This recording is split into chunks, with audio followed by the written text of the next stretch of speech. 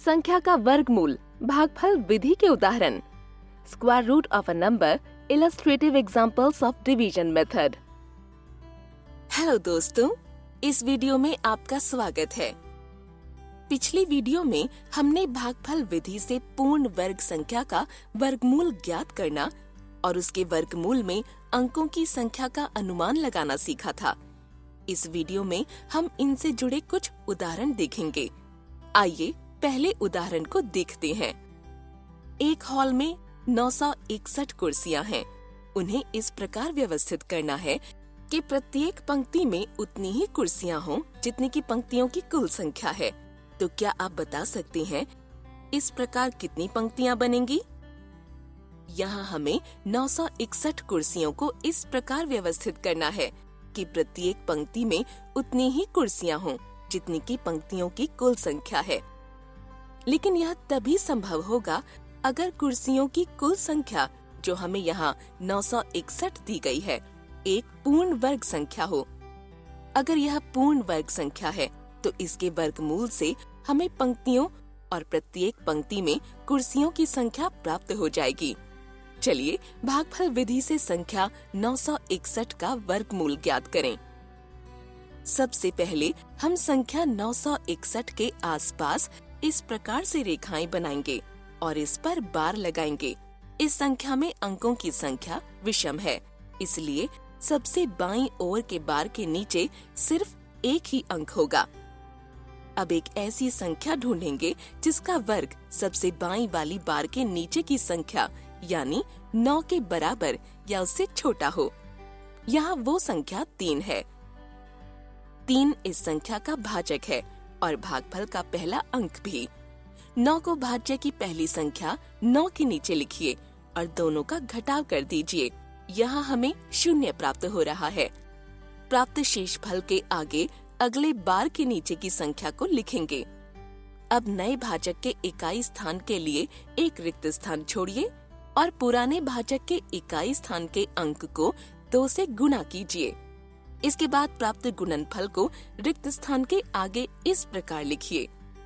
इस रिक्त स्थान को भरने के लिए हम वह सबसे बड़ा अंक ढूंढेंगे जो भागफल का नया अंक होगा और नए भाजक को भागफल के इस नए अंक से गुणा करने पर गुणनफल भाज्य से कम या बराबर प्राप्त हो। रिक्त स्थान पर 1 आएगा क्योंकि 61 गुणा 1 बराबर 61 होता है, जो कि नए भाज्य के बराबर है। इस प्रकार शेषफल 0 प्राप्त होगा।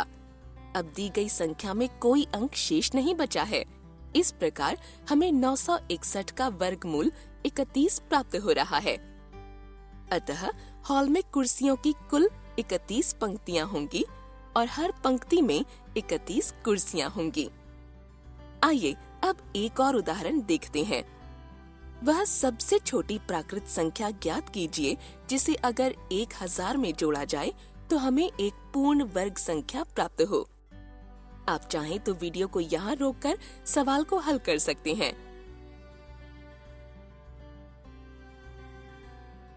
संख्या 1000 एक पूर्ण वर्ग संख्या नहीं है। क्या आप बता सकते हैं क्यों? ऐसा इसलिए क्योंकि इस संख्या के अंत में शून्यों की संख्या विषम है और हम जानते हैं कि किसी भी पूर्ण वर्ग संख्या के अंत में शून्यों की संख्या केवल सम होती है। इस प्रश्न को हल करने के लिए चलिए सबसे पहले हम संख्या के 1000 का वर्गमूल भागफल विधि से ज्ञात करते हैं। यहाँ हम देख सकते हैं कि हमें शेषफल 39 प्राप्त हो रहा है। यहाँ शेषफल अशून्य है, अतः 1000 एक पूर्ण वर्ग संख्या नहीं होगी, यानी यहाँ भागफल 31 है। इससे पता चलता है कि 31 का वर्ग 1000 से छोटा है।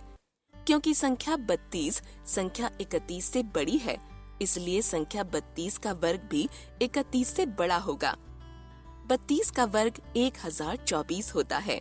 इसका मतलब अगली पूर्ण संख्या 32 का वर्ग 1000 से बड़ा होगा। अतः 1000 में संख्या 24 जोड़ने पर हमें एक पूर्ण वर्ग संख्या 1024 प्राप्त हो जाएगी। इस वीडियो में हमने वर्गमूल ज्ञात करने की भागफल विधि से जुड़े उदाहरण देखे। अगली वीडियो में हम इनसे जुड़ी सामान्य गलतियों के बारे में जानेंगे। धन्यवाद।